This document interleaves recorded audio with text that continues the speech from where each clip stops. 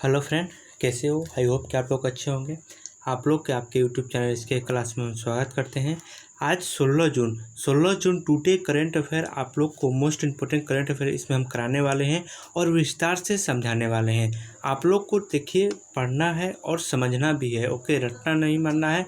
यहाँ आप लोग को बता दें, सुबह को 5 बजे आप लोग को per day current affair upload होते हैं और मंथली वीकली भी करंट अफेयर कराए जाते हैं। तो आप लोग को इस चैनल से जुड़े रहना है और चैनल पर नए हैं तो चैनल को सब्सक्राइब जरूर करना है और बेल घंटी को भी दबा देना है और लाइक शेयर भी जरूर कीजिएगा। ओके, तो 16 तारीख का आज है और 6ठा महीना 2020। तो आज टुडे करंट अफेयर आप लोग को कराए जाएंगे। ओके, चलिए आते हैं करंट अफेयर पे, क्वेश्चन देखते हैं आज का।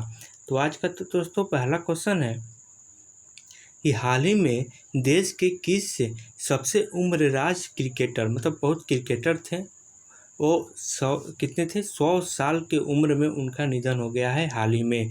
उनका नाम क्या है ये बताना है। तो इसका ये होगा ऑप्शन नंबर बी, वसंत राय जी इनका नाम था, जिनका 100 साल के उम्र में हाल ही में क्या हुआ, निधन हो गया थे। वो क्या थे, पूर्व क्रिकेटर थे। अब इनके बारे में थोड़ा यहाँ समझते हैं डिटेल्स।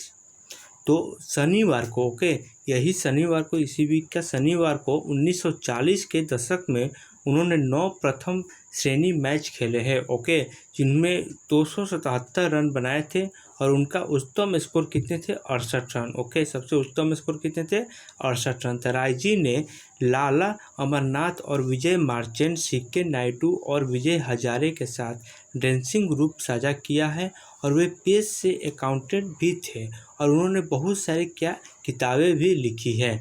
ओके, तो इनके बारे में हमें इतनी चीज़ जानकारी मिलती है, हम इनके बारे में समझेंगे। ओके, यहाँ से भी क्वेश्चन आप लोग कहीं से भी उठा सकता है, तो आप लोग समझते हुए चलना है। तो आते हैं next question number 2। Question number 2 है दोस्तों कि भारतीय रिजर्व बैंक आरबीआई ने कानपुर स्थित किस बैंक की कमजोरी वित्तीय स्थिति के कारण उसके ऊपर 6 महीने के लिए नए ऋण देने और जमा स्वीकार करने के पर रोक दिया है, ये बताना है।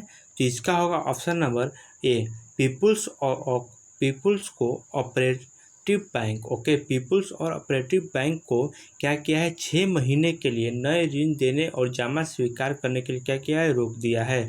अब इसके बारे में यहाँ विस्तार से समझेंगे तो और अच्छे से आप लोग को समझ में आएंगे। ओके, तो इसमें देखिए क्या है, रिजर्व बैंक ने कहा है कि इस सरकारी बैंक से किसी जमाकर्ता को राशि की निकासी करने की भी सुविधा फ़िलहाल नहीं मिलेगी। मतलब फ़िलहाल जमा करती राशि जो होता है निकासी के लिए, वो फ़िलहाल सुविधा नहीं मिलेगी। और आरबीआई ने इससे पहले Punjab and Maharashtra co operative bank PMC bank पर भी ऐसी कार्रवाई कर चुका है। पीएमसी बैंक पर भी 6 महीने का प्रतिबंध लगाया गया था। फिलहाल पीएमसी बैंक पर 22 जून 2022 तक प्रतिबंध लगा हुआ है। यानी कि देखिए, एक और बैंक है फिलहाल में, पीएमसी बैंक, जिससे 22 जून यानी कि 22 जून तक उस पर भी प्रतिबंध लगाया गया है। और हाल ही फिलहाल में एक और बैंक था, इसका नाम पीपुल्स को ऑपरेटिव बैंक, इस पर भी 6 महीना का रोक लगा दिया गया है। ओके, जमा निकासी के लिए। तो आप याद रखिएगा, आरबीआई ने रोक लगाया है। आई होप कि आप लोग को क्वेश्चन समझ में आते होंगे। ओके, आते हैं next question number 3। Question number 3 है, इन टैग के मुताबिक ओडिशा की महानदी में कितने वर्ष पुराना 60 फीट का डूबा हुआ मंदिर मिला है, ये बताना है। कि उड़ीसा में एक महानदी है जिसके बारे में ज्योग्राफी में आपने पढ़े होंगे, वहाँ पे क्या 60 फीट का डूबा हुआ एक मंदिर मिला है और कितना साल पुराना है, ये बताना है। तो इसका होगा ऑप्शन नंबर ए, 500 साल। कितना, 500 साल पुराना है। तो यहाँ आते फुल डिटेल्स समझते हैं। तो नदी घाटी में मौजूद ऐतिहासिक विरासत का दस्तावेजीकरण कर रहे विशेषज्ञों ने यह जानकारी दी है कि ओडिशा में Indian national trust for art and culture heritage tag के परिजनों समन्वय अनिल धीरे ने बताया, किन्होंने बताया, अनिल धीर ने बताया कि 60 फीट ऊंचा मंदिर माना जा रहा है और करीब 500 साल पुराना है। यानी कि ये अनुमान लगाया गया है कि 60 फीट ऊंचा ये मंदिर है और कितने साल, 500 साल पुराना है। ओके, तो आप लोग ध्यान से समझते रहिए और ध्यान से पढ़ते रहिए। अगर आप लोग को आप रिवीजन के लिए आपको PDF इसका चाहिए तो मैं एक टेलीग्राम ग्रुप का लिंक दूंगा, वहाँ पर PDF हम प्रोवाइड कराते हैं, वहाँ से आप लोग को PDF डाउनलोडिंग कर लेना है। ओके, और PDF भी एक फाइल बनाकर रखना है जिससे आपको रिवीजन में आसानी होगी। नहीं तो मेरे वीडियो को दोबारा देख के आप रिवीजन भी कर सकते हैं, क्योंकि रिवीजन भी बहुत ज़रूरी होता है 10 या 15 दिन के अंदर। ओके, तो नेक्स्ट क्वेश्चन है question number 4। Padma Shri award से सम्मानित निम्न में से किस उर्दू शायर का 93 वर्ष की उम्र में निधन हो गया है? उनको पद्म श्री अवार्ड से सम्मानित किया गया है। वो क्या थे? एक शायर थे, उर्दू में शायर थे जिनके 93 साल की उम्र में निधन हो गया।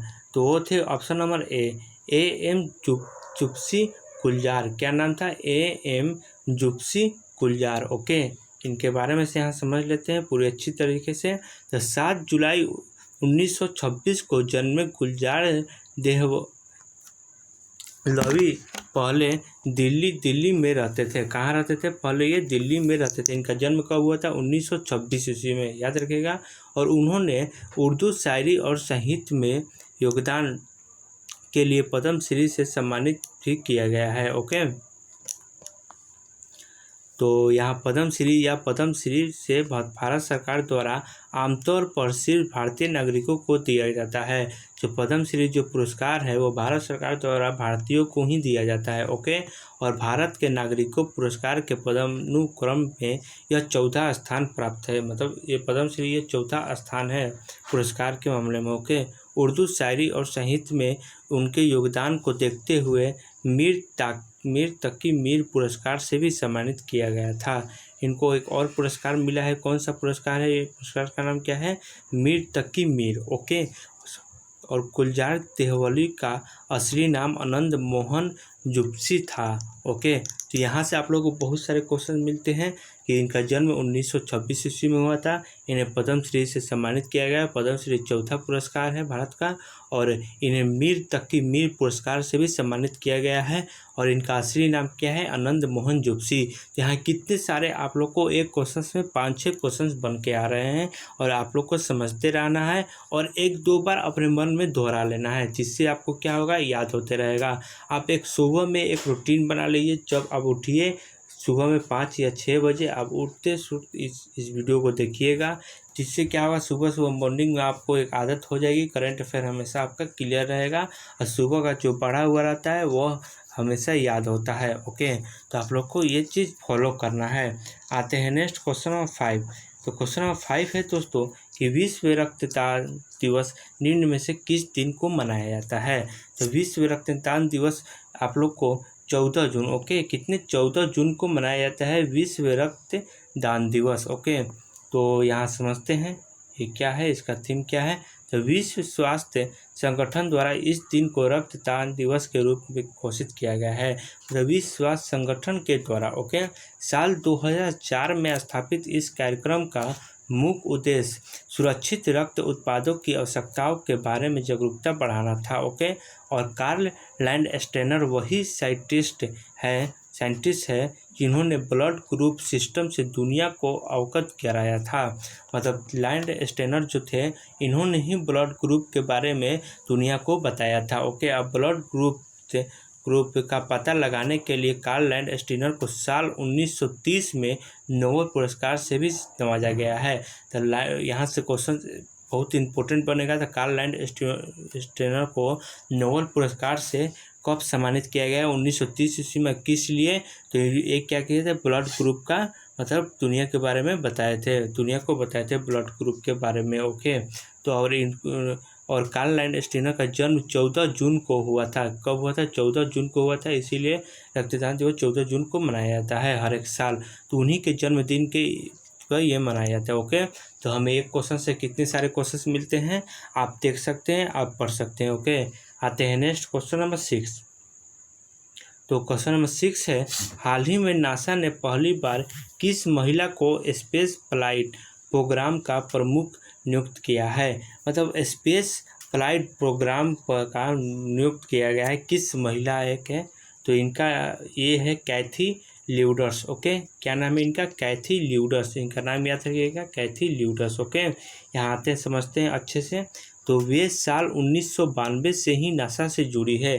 कैथी ल्यूडर्स जो थी 1992 से ही क्या नासा से जुड़ गई है। ओके, कैथी ल्यूडर्स ने साल 1992 में नासा का हिस्सा बनने के बाद पीछे मुड़कर नहीं देखा, यानी कि पूरा का पूरा समय अपने नासा में दिए। ओके, और वे हाल ही में स्पेस एक्स के रॉकेट से नासा के 2 अंतरिक्ष यात्रियों की ISS तक की उड़ान का प्रबंधन देखा, जो दुनिया के अंतरिक्ष में यात्रियों को ले जाने वाली पहली निजी व्यावसायिक उड़ान थी। ओके, तो इनका नाम याद रखिएगा, क्या था? कैथी ल्यूडर्स। ओके, जिन्होंने नासा ने इन्हें सिलेक्ट किया है। ओके, प्रोग्राम के लिए। आते हैं नेक्स्ट, क्वेश्चन नंबर 7।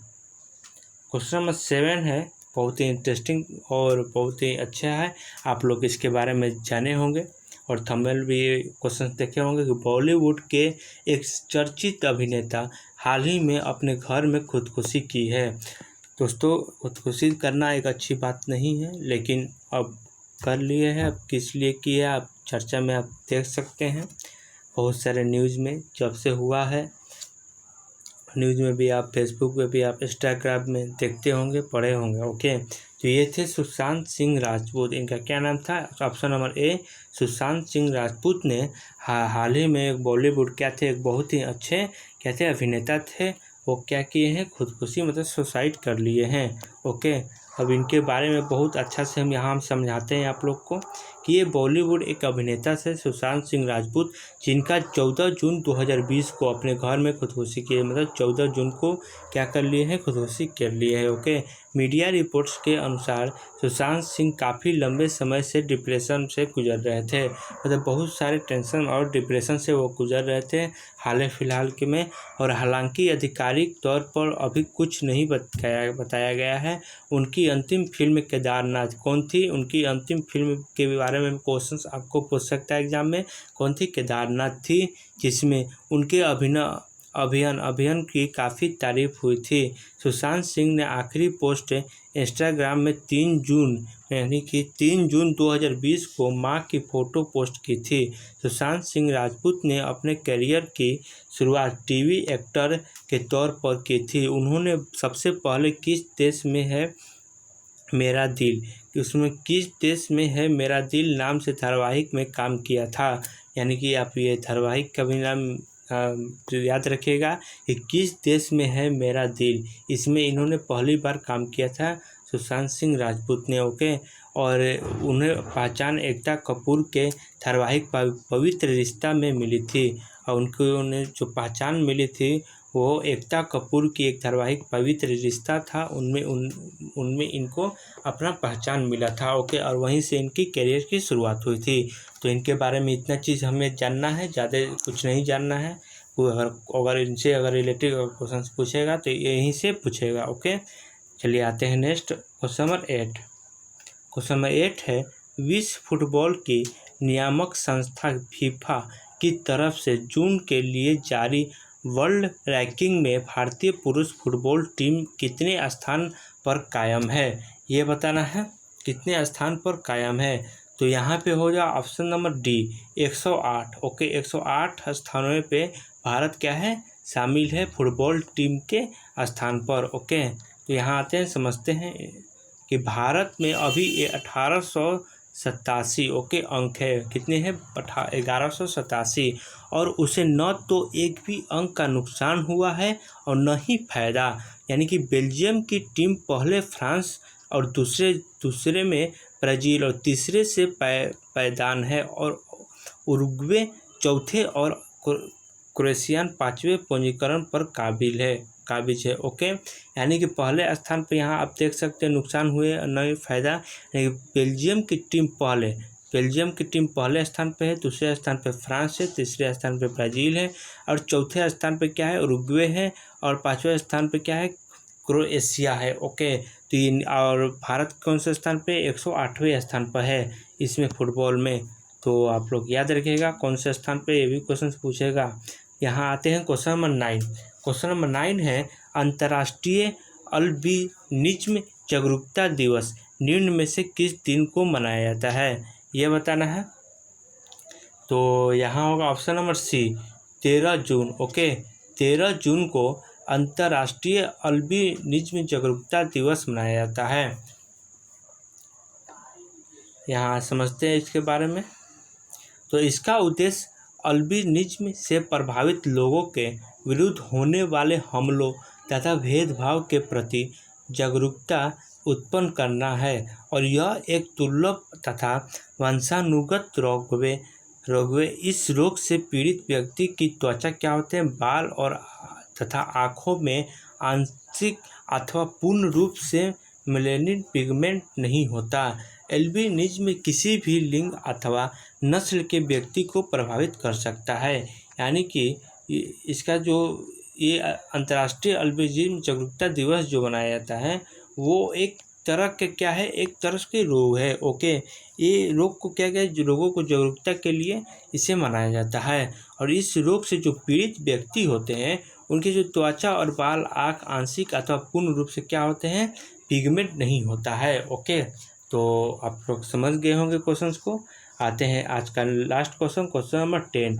आप लोग को बता दें कि यहाँ पे टॉप 10, ओके, हम लोग को हर एक वीडियो में आप लोग को हम बता देते हैं कि टॉप 10 क्वेश्चंस आप लोग को करंट अफेयर यहाँ कराए जाते हैं जो कि बहुत ही इम्पोर्टेंट होते हैं। दोस्तों आप लोग को यहाँ पे जो भी करंट अफेयर कराए जाएंगे बहुत ही अच्छे तरीके से कराएंगे और समझा के बताया जाएगा।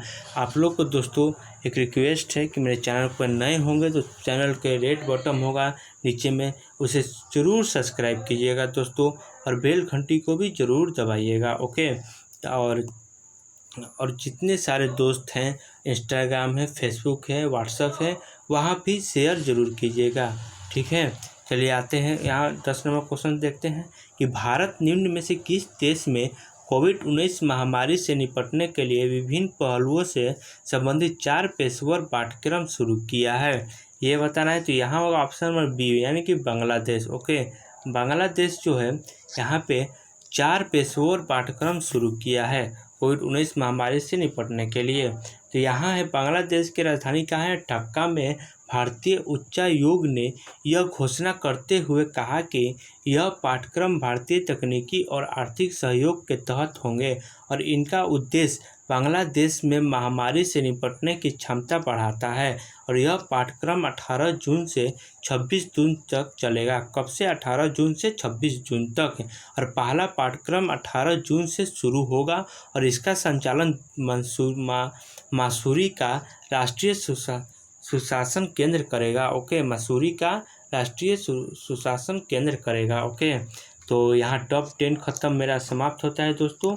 तो आप लोग को ज़रूर इसे शेयर कीजिएगा और दोस्तों मित्रों के पास भी पहुँचाइएगा। और आप लोग को कल हम नेक्स्ट क्लास करंट अफेयर का लेकर आएंगे जिसमें आप लोग को नए नए क्वेश्चंस मिलेंगे। तो आप लोग को प्लीज़ दोस्तों सब्सक्राइब कीजिएगा और बेल घंटी को भी दबा दीजिएगा। चलिए आज के लिए इतना ही, मिलते हैं नेक्स्ट क्लास कल। Thank you ISK classes.